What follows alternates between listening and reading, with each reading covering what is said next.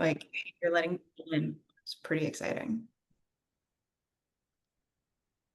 Hi, everyone. Happy Thursday. We are going to go ahead and let folks in. If you are here for the PCF Operating Grants Outcomes webinar, you're in the right place. If you are here for something else, I'm very sorry. This is not for you.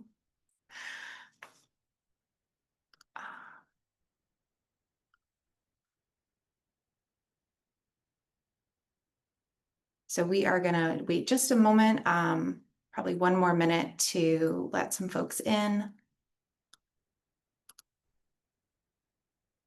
And then we will get started. We are recording. This is very exciting. I didn't forget to push the button.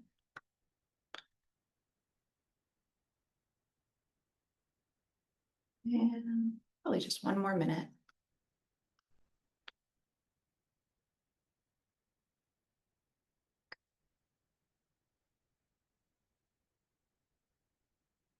All right.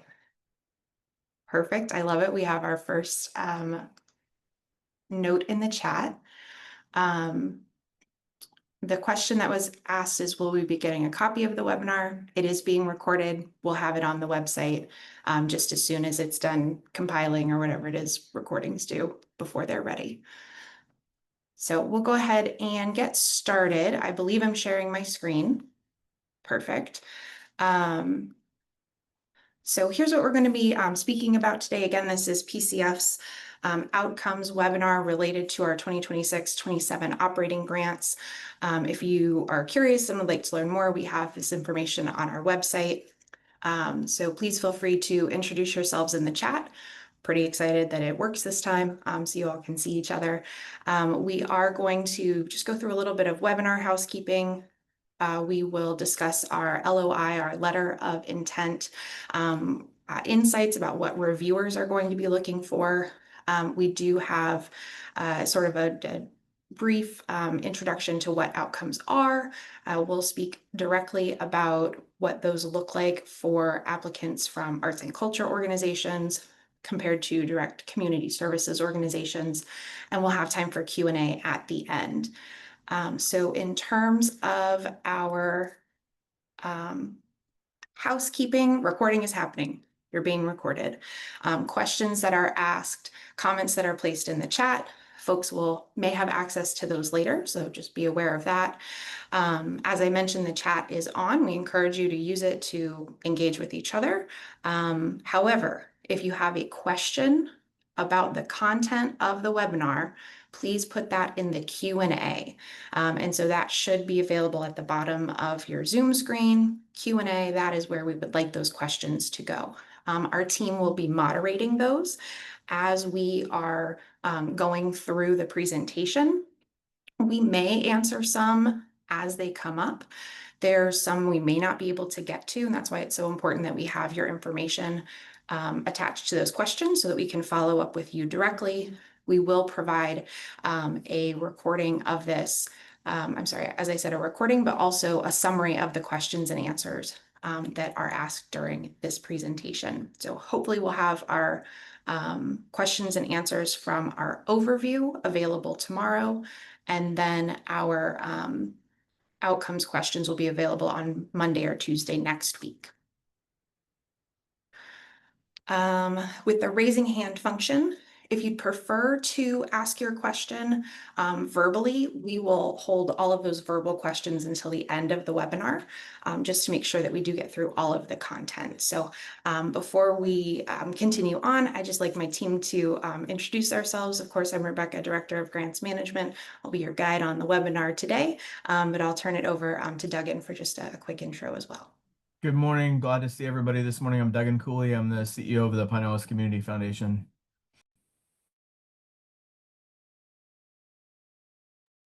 And Brittany, if you don't mind, I know you'll be moderating our questions today. Hi guys, I'm Brittany Baldwin. I am the office or the foundation associate, and I'm just here to make sure that all of those questions get answered. If I know the answers as we go, I'll try to type them back to you as quickly as possible. If not, as discussed, we will try to address them at the end and possibly during throughout the webinar. So it's good to be here. Thanks, Brittany. I appreciate your support. And then Jackie. Hi, everyone. I'm Jackie, the Donor Engagement and Communications Manager here at PCF. Once you step into grantee status and are awarded, I'll be your main point of contact for anything related to PCF communications, branding, and how we can share the impact of your work.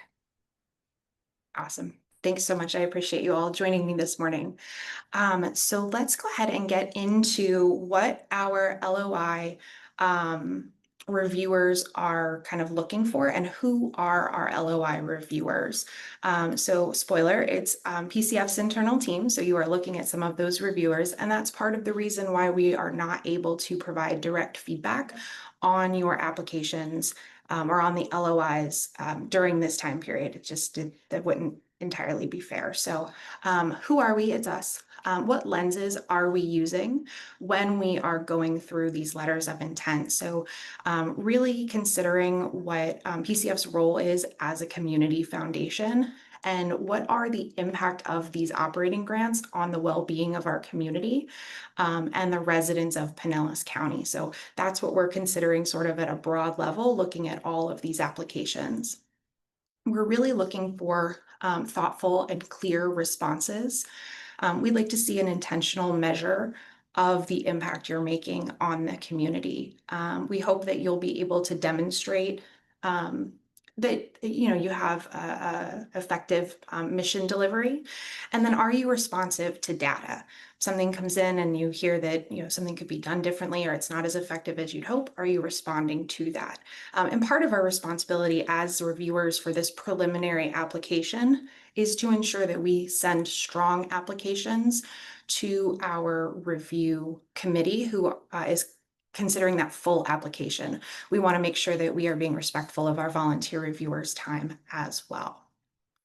Something else that you'll notice in our approach to the application is that we ask you to use storytelling rather than just straight data.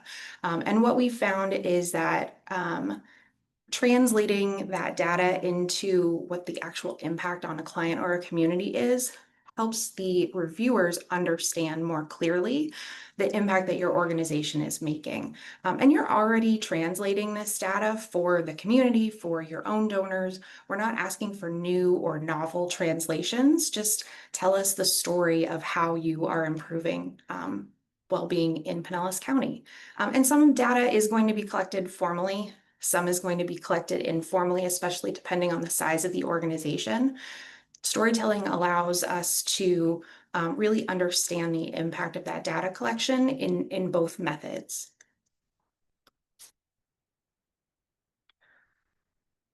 So in terms of when you are crafting your response, one thing that we do hear a little bit is that there are so many things that an organization does. There are so many outcomes that you're looking at. It's hard to pick just one. And so we ask that you focus on responding at the level that these operating funds would be used for. If you're awarded and it's going to support your entire organization, have a broad response. If your award would support a specific program, tailor your answer to that program. Essentially, we just want to know in plain language the answers to our questions. We are not asking you to make something up. If we ask a question and you don't do that, just tell us why. If you do something and you're afraid you're not doing it well or you know it could be improved, tell us. That gives us an understanding of where you are as a team and sort of where you are in your journey as a nonprofit, which helps us make those decisions.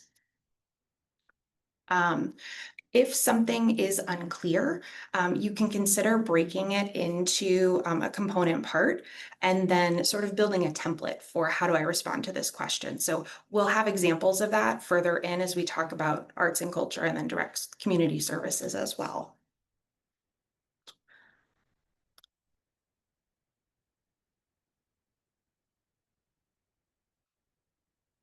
So in terms of why we are asking about outcomes, usually organizations that are engaged with their outcomes are the ones that are most likely to cause lasting change.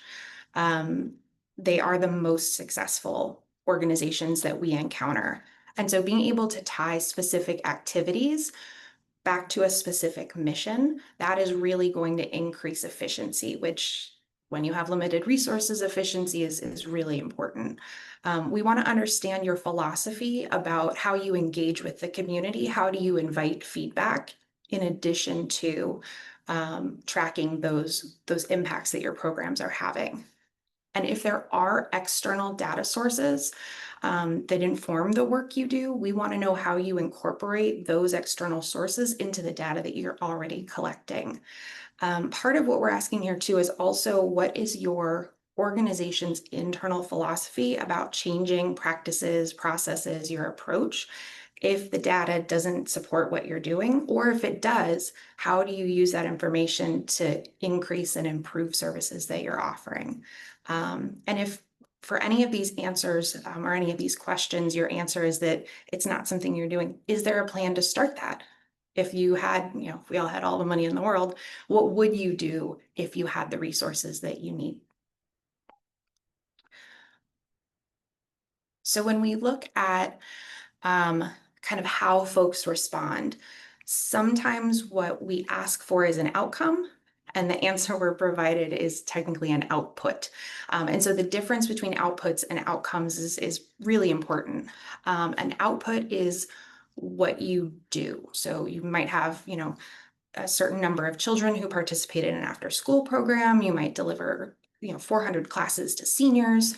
Those are outputs. Those are people engaging in activities. What we want to know is how their lives or their well-being is being improved because of the work you do. What is the outcome of their participation in your programming? And so somebody might develop a communication skill. There might be access to artistic expression that hasn't previously been available. And so that's what we want to understand is, sure, 400 people showed up, but what did they take away from that engagement? So those are some of our sort of high-level discussions about what what our philosophy is as we're looking for this information coming back from your organizations. Duggan, is there anything else that you would want to share on sort of these high-level topics? I think you've got it. Cool beans. Okay, so for arts and culture,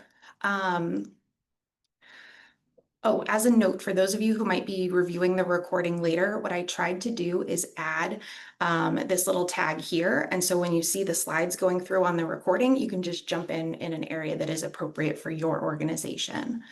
But for arts and culture, we have noticed a couple of things in previous application cycles. And so what are some tendencies that we've observed?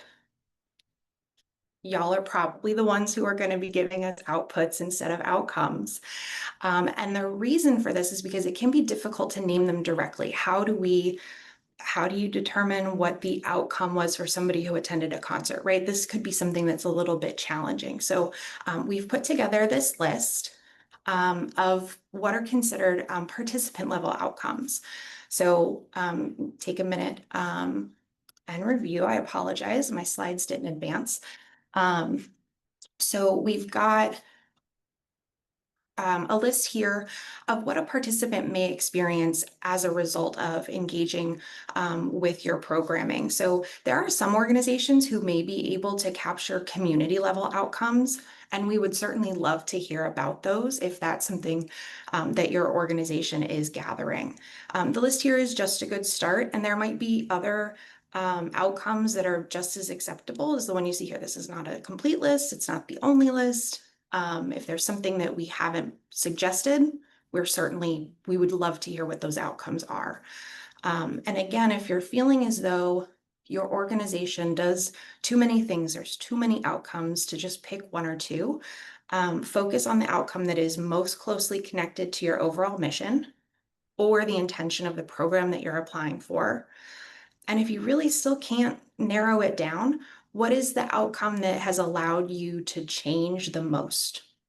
If you really can't pick. those are my recommendations. So when we ask about community impact, and you'll see this question directly in the LOI,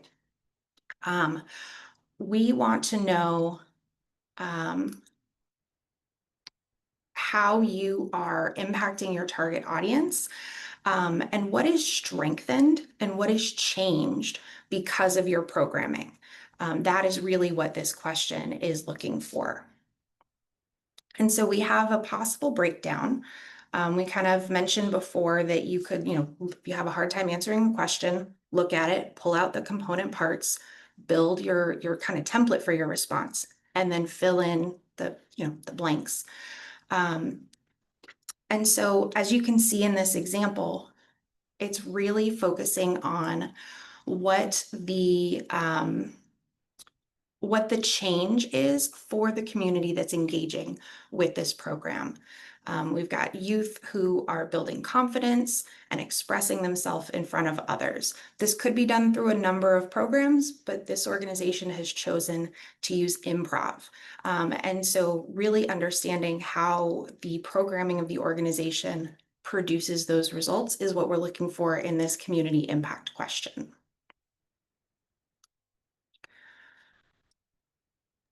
Rebecca, can I just interrupt for a moment?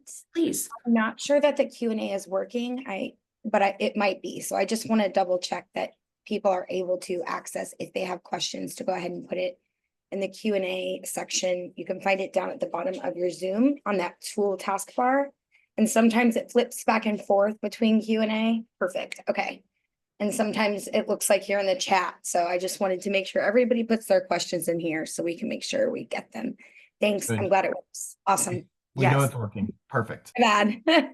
So I'm not sure if our attendees can see, but we just had two very helpful humans add test questions to the Q&A. So I appreciate you both for doing that. Shout out to Jake and Stephanie, and Brittany. Thank you for flagging that. I really appreciate that. Ooh, sorry, all my windows changed. Feedback loops. Get excited, folks. Okay, so we're asking about feedback loops, and some organizations might have a formal process for this. Some organizations may, they might collect surveys. Some organizations, like, somebody's walking out of your program and you're like, great job, man. Right. So like there's different types of how are we engaging with our community. And we want to know about the ones that your organization uses in order to inform your programming. So if you just do a satisfaction survey after a concert and you don't use it in a way that informs the changes that you might be making, we probably that wouldn't be a strong option to include here. Now, if you do that and you haven't historically used that information to inform program changes, but this webinar has maybe made you think about ways that you could do that, that would be great information to include, and what that process might look like about how you go from sort of passively collecting feedback to intentionally using feedback to inform programming. But generally, we want to know, how do you know if your work as an arts and culture organization is achieving the objectives you're hoping for?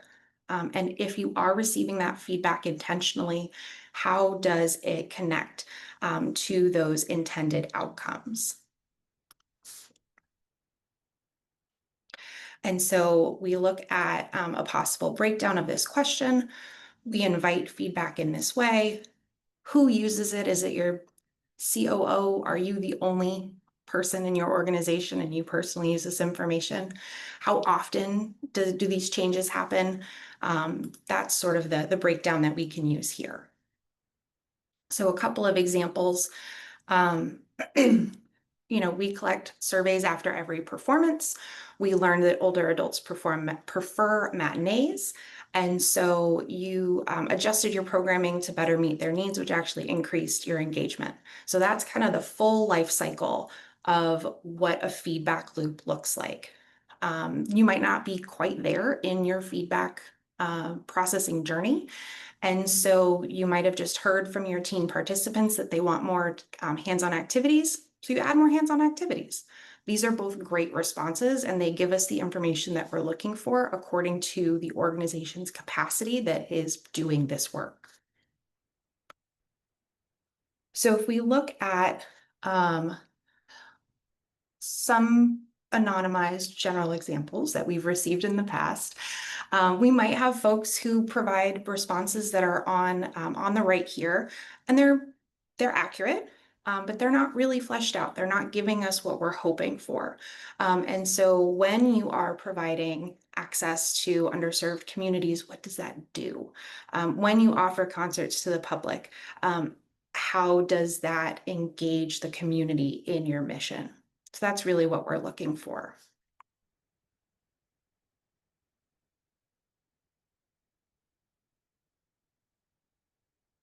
Sorry, I got distracted by the Q&A box. Okay, so generally you know the outcomes of your work, but sometimes it's difficult to articulate what those outcomes are. We want to understand how your organization listens to the community and how it evolves.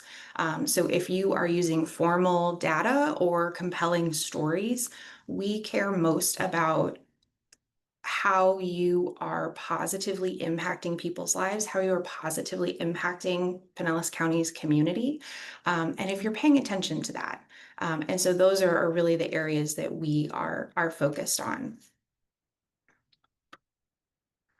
Okay. So it looks like our questions are a little more general, so we'll address those at the end.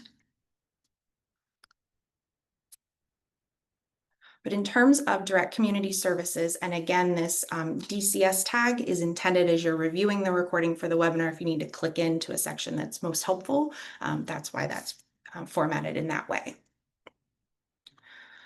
So for our direct community services organizations, in terms of the responses we've seen in the past, this is an area where we do have some of that confusion about which outcome do I focus on. We're only asking for one, maybe two. These are intended to be representative of your organization's mindset generally, as well as your ability to impact and engage with the community. So that's really what we're looking at. Remember, this is where if you're concerned, if this is a challenge for you as you're answering these questions, if you feel confident in how you're answering these questions, that's awesome. If you need a little guidance, this is where you would be reviewing how you'd use the funding if you're awarded. Is it broad organizational support? You want to choose the outcome that is closest to your overall mission. If it's for a specific program, choose the outcome that is strongest within that program. And it's possible you've got a new program, you don't have your outcomes collected yet. That's right, but tell us what your measurement tools are. Let us know what your plan is to collect those outcomes. Let us know how you'll be measuring it and how you'll know if and when you need to make changes to either the program or the organization based on what you're measuring.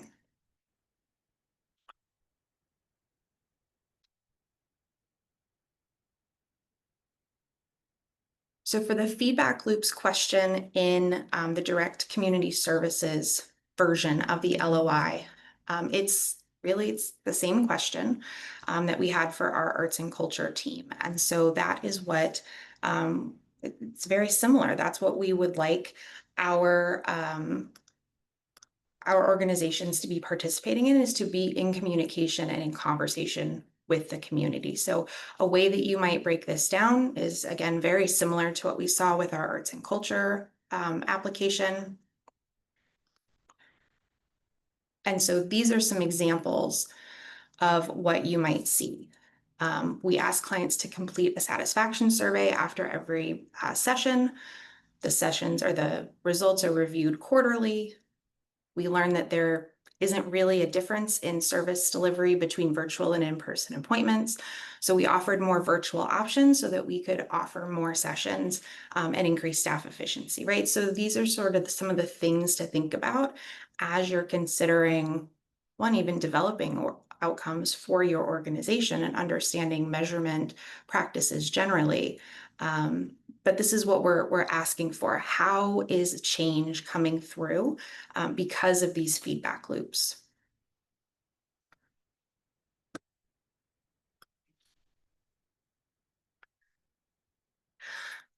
Sorry, this slide is so tiny because there's so many words to fit on one screen. But this question is directly pulled from the LOI. So this is something that you have access to and you can go view either in the Word document that you can download out of the description or just directly in the grant portal. So this is a 3-part question, and we have over time been adjusting how we ask this because it feels confusing for some people to respond to. And so we're going to go through sort of the 3 different components of the question because that's really the heart of what we are asking.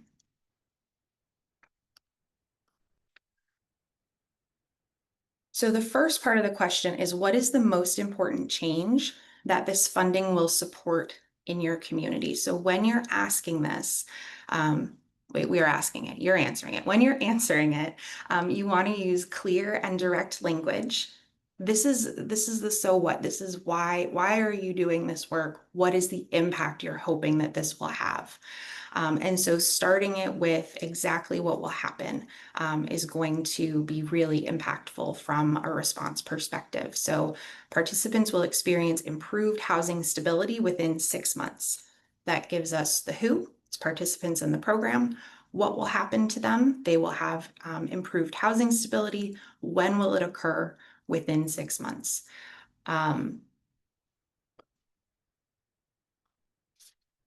Remember, this is the strongest outcome tied to your mission or the specific program that's being funded.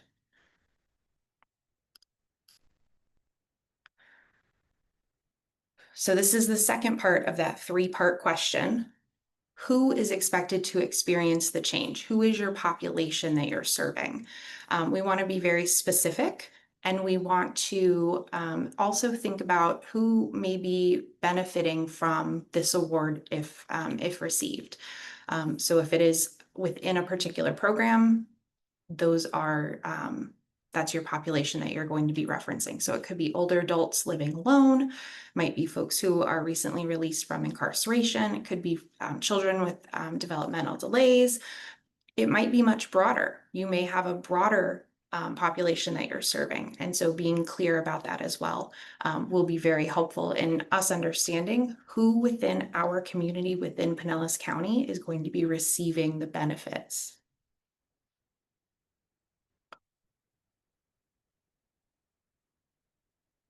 And then that third part of the question at 1, 2, 3 is, what is your goal for this outcome? And so we want to know what your expectations are. We don't expect perfection. Your goal might be 80% and your metrics show that you're achieving 60%. That's okay, but we want to know what your goal is. And we want to understand, what is helping to contribute to your ability to meet or not meet that goal.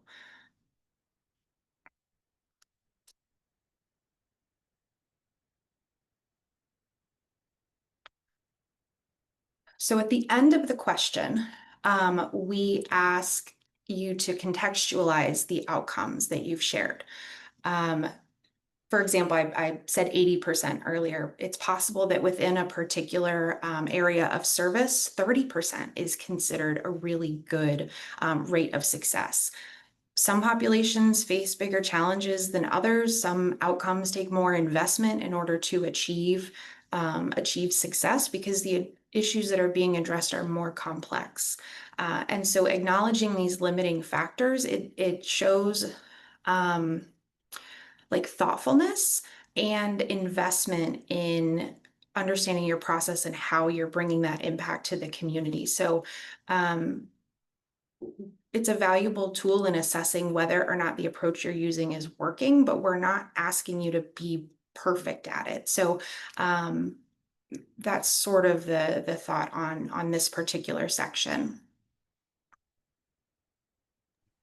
Rebecca, I was also going to say for that section there in contextualizing, if you have information beyond your own experience or maybe comparative programs, so as Rebecca was saying, maybe 30% when you're looking at a success rate or 30% of people experience some type of change or the impact of the program and what you're trying to achieve. Maybe there are comparative programs or nationwide statistics that say you're right on with national norms, or programs of like size and the program design.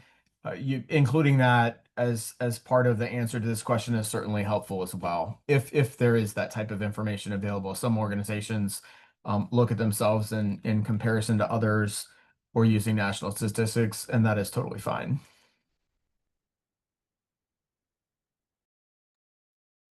Awesome. That is great context. I am going to pause for just a moment. We have some internal. One moment, please. I appreciate everyone's patience.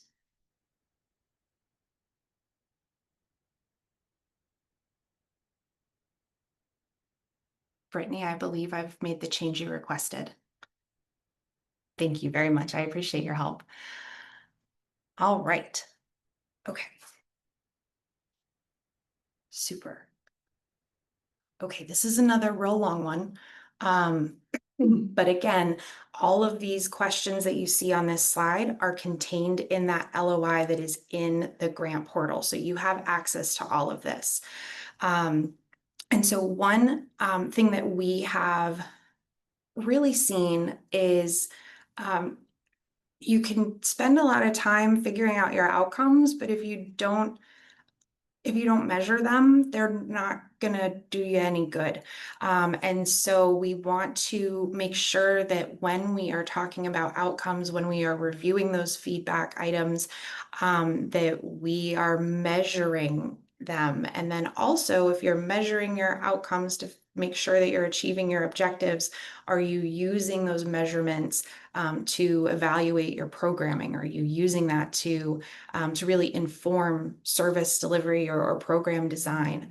And so if we're thinking at an organization level, right, if these funds are supporting a broad sort of organization level expense, how are you using your collective data as an organization to inform how your organization is run, right? So like those are some things to think about within the outcomes measurement evaluation sort of topic domain, I suppose. So you might have above average impact, but if you're not measuring what you're doing, you're never gonna know. So again, we can break this into a few different parts. And so we are focusing still on that main measurements and evaluation question, but we're just digging deeper into each of those elements. And so we want to know, what methods are you using to evaluate how you get to your outcome? You could use a pre and post survey. You could use a validated tool. You could use a custom tool. You might pull details out of case notes. And so if you are using a specific tool or survey, just reference what it's called. Let us know what you're using. If you're using a custom tool, explain how and why you created it, and what is it measuring specifically. If you're using case notes, how are you pulling data from those? Are they reviewed over time? Is there, a radio button or a drop down that your case managers can use to tag a particular note for ease of processing later? We'd like to know those details. I know it sounds really in the weeds, but it helps us understand your processes. Generally, we are asking for more from this than we check in with clients regularly. We track this in our system. What is regular? How are you measuring success? That's what we're really curious about. So again, it's that same question, that measurement and evaluation. We're also asking, how do you collect and use the information? Who collects it? How often? What do you do with it? And how often are you measuring that outcome? Is it intake and exit? Is it monthly? Is it quarterly? Is it when a program happens, which is sporadic? Those are details that we are curious about. And again, we are not interested in perfection. We are all messy human beings. And so what we're curious about is overall, what is your approach to the measurement and evaluation function? So an example that you might use is we use this specific scale to assess changes in social connection. Participants complete the survey every 3 months, pre and post, right? The staff compares scores. They share the results in a quarterly program review to assess impact and guide improvements. So this is a strong answer because it names a validated tool. It explains how it's used. It includes the timing, and it connects the measurement to how does the organization implement process improvements. And one thing too, like, don't be afraid to tell us that your system is simple. Simple is good. If simple gets you what you need to make a difference, simple is all you need. We just want to know that your methods are allowing you to understand your impact and make adjustments if you need to.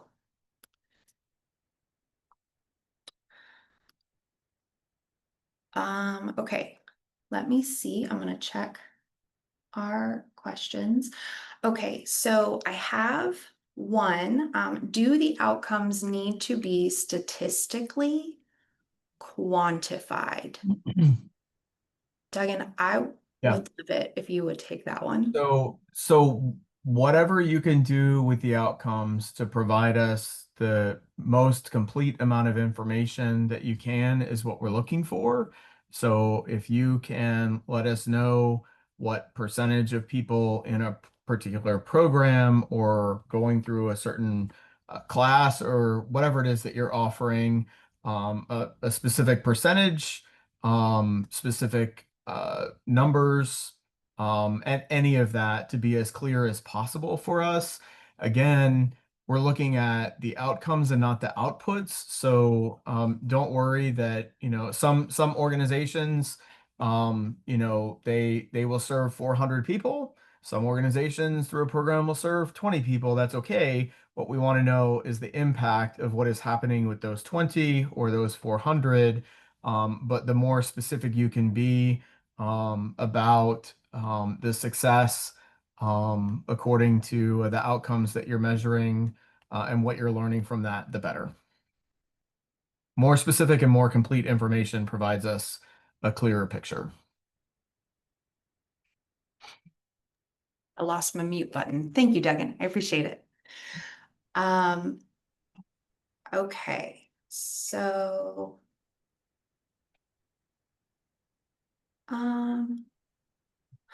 oh, okay, so this is feels like a good question.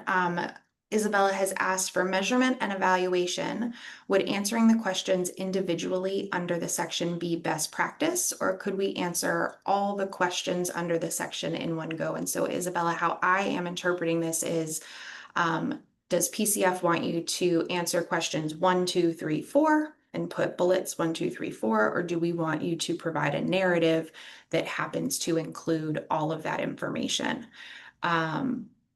Duggan, do we have a preference? We don't either Okay. way. So if it helps you to number it 1, 2, 3, 4 and answer it that way and make sure that you have answered all of the parts of the question, that's great. If you can put it all in one paragraph and it answers everything that we're looking for, we're fine with that. Either way, you get the answer out there, we're good to go. Just make sure you cover all the parts. Awesome. Thank you. I'm glad that is our answer. I was going to say, I just want you to give me the information we're asking for, but I'm glad that that is our internal practice as well. Yes, I love alignment. Okay. We do have a couple more questions. It seems like they're a little more general, so I'm going to go ahead and move us through just that way. If anybody has a time crunch, they are able to scoot out, but we will get to those questions that are still in the Q&A. And okay, so this is the summary slide that I totally forgot I have. So we know you're making an impact. You know you're making an impact. What we are asking for with this outcomes sort of focus is, how do you know that you are doing what you think you're doing or know you're doing? But tell us how you know the knowing. Measuring the outcomes allows everyone to understand what works, right? If a larger group is working together and we can share that information, that's wonderful. So I think that's part of what we're working towards generally, right? As a community, we want to be transparent about what's working. And then for PCF, understanding how you do what you do and how you assess your impact allows us to share what you're doing with the world. And so that's something that we really do value, is the ability to translate the work that you're doing to the folks who are connecting with us. We're not asking for perfection. We're not asking, for everything to be buttoned up and tidy. We're asking for continuous improvement over time. So it might be for a single person, it might be for an entire neighborhood. Both types of impacts are making a difference in our communities, and that's what this funding cycle is intended to support, is that positive impact in Pinellas County. So in terms of next steps, we've got a quick note. We had an email go out yesterday. So if you are not signed up for our email, please do that. We will drop that in the chat momentarily. But we will have an unrelated, non-grant specific webinar coming up on August 27th. It's called Building Financial Sustainability for Nonprofits. This one does have in-person and virtual seats. There are limited in-person seats. This is a good way to learn more about PCF and meet some of our team while learning more about what you can do to ensure financial stability for your organization. The register link will also put that in the chat in just a moment. Participating in this does not affect your status in operating grants at all whatsoever. They are not connected. We do not look at them in the same buckets in any way, shape, or form. I just wanted to let you all know that this was a tool that we were offering in the future if you're interested. Back to operating grants. Through August 8th, we will have support through email. And the, I don't know what I meant by link in the description. Sorry about that, buddies. That's a mystery to everybody. But we are going to be, it's a weekend, so our office staff will not be answering emails on the 9th and the 10th. Oh, August I think- 11th. Oh, go ahead, Duggan. Rebecca, I think you probably mean, I think we've been putting webinar information and other things in the actual grant description. I think you've been putting that up Yes. in the details for the grant. Thank you. I love that he's able to translate my PowerPoints. Yes, so that's a really great reminder, Duggan. In the grant portal, in the description for the grant itself, there is a link in case you need additional support or have questions that have not been addressed in either of these two webinars. So please feel free to use that if needed. On August 11th, we will respond to any emails that come in over the weekend, but that application window is going to close at noon. So if you are struggling on August 11th, send an email to the grants inbox and we will be able to provide support. Once that application window closes, our internal staff will begin our review.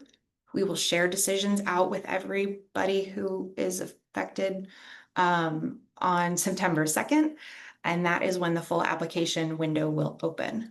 For those of our applicants who move on to the full application period, we will have another webinar on September 3rd. You're welcome to register if you aren't sure, just so that you mark it on your calendar, right? That is why we make that available. And then we are available for technology and eligibility related questions until August 11th related to the LOI. Whew, question time. Okay. Let me see. Oh, okay. So formally, that concludes the formal information from the webinar, and we will now be moving to Q&A. So I do see that we have someone who raised a hand. Let me see, Lisa, I need to figure out how to unmute you. Okay, I think you should be allowed to unmute, Lisa. Oh, and if you want to turn your camera on, you're welcome to, but it is being recorded. Hello, how are you? Hi, Lisa. I tried writing the question out and it was difficult. Thank you. I think today was great and really clear and very helpful. I appreciate that. This is a question on the budget size supporting Pinellas County. Mm. Everything we do is geared towards Pinellas County community residents. Obviously, tourists can also come, but it says out of the amount of operating and in-kind funds expended in Pinellas County by your organization, and maybe I'm being too picky because I have a finance background, but we will pay a vendor, say we use a bookkeeper outside of the county, but basically it's all towards making the organization work in Pinellas County, if that makes sense. Yes. So could you clarify what you mean by the amount of operating and in-kind funds expended in Pinellas County? And I think, Lisa, it's a good question and a interesting distinction that you're making. And so I appreciate you asking it. It really is when we're asking for differentiation there, we're really asking how much is spent to benefit people from Pinellas County. So if you're paying people outside of the county, but for benefit of people in the county, or the vast majority of people that you serve or are working with are in Pinellas County. Think about it that way. It doesn't mean that the dollars literally have to be spent on Pinellas County vendors. Mm. You can think about it as to, is that money benefiting people in Pinellas County? Think about it that way. Oh, that's the way I interpreted it, and I wanted to make sure, but Yes. you never know, and I didn't want to falsify anything. Yes. Glad you asked. Thank you. That's very clear. I appreciate it. Yes. Awesome. Thank you, Lisa, and thank you, Duggan. And one that I don't necessarily want to forget because I don't think it made it to the chat, Rebecca, was Jerry Flanagan had asked earlier is whether or not the LOI should address program specific information or agency information. I think that's going to vary organization by organization as to whether or not, like, how you're designing your operating grant application. Some organizations apply operating grants or they benefit the entire organization, and the organization is multifaceted or has multiple programs. And you might want to focus more on the agency as a whole when you fill out the LOI. If you really are going to apply operating grants maybe to a specific program, maybe you have 5, 6, 7 programs under one umbrella, and you want to apply for operating grants, and it really is going to benefit a specific program, you could get more specific.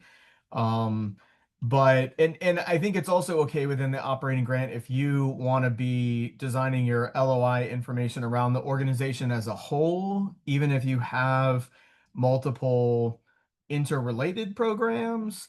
But then you get to the outcomes and you want to focus on one particular thing. You could get more specific in the outcomes section. If that's helpful. I don't think you're going to be penalized one way or the other. It's however you can make the strongest application possible. But I think it's totally fine if you have multiple programs to speak about the organization as a whole within the LOI. But then you get down to the outcomes and you could say, we have multiple outcomes for our organization, but the one we're focusing on for this application is outcome A. And get really specific about, one particular outcome, but you could say that you measure multiple, but this is the one you're focusing on for this application. I think that's totally fine. So thank you for catching that. We did have one other question to your point, Duggan, of ones that we might not see in the queue right now. There was a question about the number of grants that are going to be awarded, and we can't say at this time. We don't roughly, because we're not entirely sure what the requests are going to be. Typically, we assume between 50 and 60 is what we're going to be able to support. And so my intention is to share out to you all as appropriate what those sort of data points look like once we have that information. But that's what we're expecting at this time. And that number is based on our history. Rebecca's exactly right. 50 to 60 is what's expected, but it all depends on, how many apply in each category and for how much money, and how it all shakes out in the end. Awesome. And then from Kay Frazier, Kay, I see your hand, but I see your question in the queue. Is community impact quantified as in the number of individuals we serve? Is that how impact is evaluated? Kay, did you have anything else that you wanted to add to that? My windows are just killing me here, dudes. I'm so sorry. Okay, Kay, you should be able to unmute. Can you hear me now? Yes. You got it. There you are. Hey, great. Because I was looking for the microphone and I'm like, how am I going to talk? Hello, everyone. Thank you so much for taking my question. So I actually wanted to verbally ask just in case what I typed did not sound right. And actually it did. So we're a smaller organization, 1 year in, and we have the potential to make a great impact for the demographic of people that we serve. However, we're having a hard time reaching, the people who need it just because of our limited operational budget. So that's why I asked, is impact being quantified as in, okay, you are measuring organizations by impact based upon the number of people that they serve? So that was exactly my question. And so I think that the general answer to that, if the total number of individuals that you serve can go in segments of the application that talk more generally about the organization, its mission, tell us about what you do. We serve, 100 people annually with ABC services. That can go in there, but when it comes to the outcomes, we are really looking at what happens with all or a segment of the people that you serve, and how that number served is being translated into how are people's lives being changed, knowledge, skills, behavior. How is that changing through the outcome? So it's a little bit of both, but we're not just concerned about the total number of people that the organization impacts. We're looking at some of the information also through the outcomes of the depth of the impact that's happening. Okay, great. That does answer my question. Thank you so much. Yes. Yes, for us in this application, I'll be clear. It's not bigger numbers, you know, is not always, what we're looking for in awarding operating grants. We know, and that's also why we have sort of the small, medium, and large tiers that we put organizations into. Generally by budget size, that's not always the way that it aligns. But it's as close as we've been able to get in mixing the art and science of doing this after many years. Bigger numbers is not always bigger numbers of people served is not always what we're looking for when it comes to trying to award operating grants. It really is also about the impact that's happening, the individualized impact. And we know for some organizations, they have a really big impact on a small number of people, and their services are very necessary. We also know that there are organizations that have a very big impact on a large number of people. What we're looking for is how that distills it through the application for your organization specifically, and how that matters. Awesome. Thank you, Duggan. And I think that ties into a question that I swear I saw it pop into the queue and it has disappeared. But someone was asking about strengthening an application for a new or emerging organization. And so I think your point, Duggan, really ties into that is you might be brand new. This might be your first grant that you're writing. Be transparent about where you are in your growth phase and what you are planning to do. That is something that you might not have all of the elements in place to be able to have a feedback loop, but you want one and you need one and you know how you're going to get there. Tell us that. And so that's what we're really looking at for all of our organizations, especially from our emerging and sort of growing smaller organizations. Knowing where you want to go helps us understand how do we support you on the way there. Any other thoughts on that emerging organization? We have 4 minutes left and 2 more questions. Okay, so we've got a question from Jessica. Are we able to share our source for how we define outcomes? She is gathering resources that will help their team strengthen questions and prompts for feedback loops to help strengthen outcomes.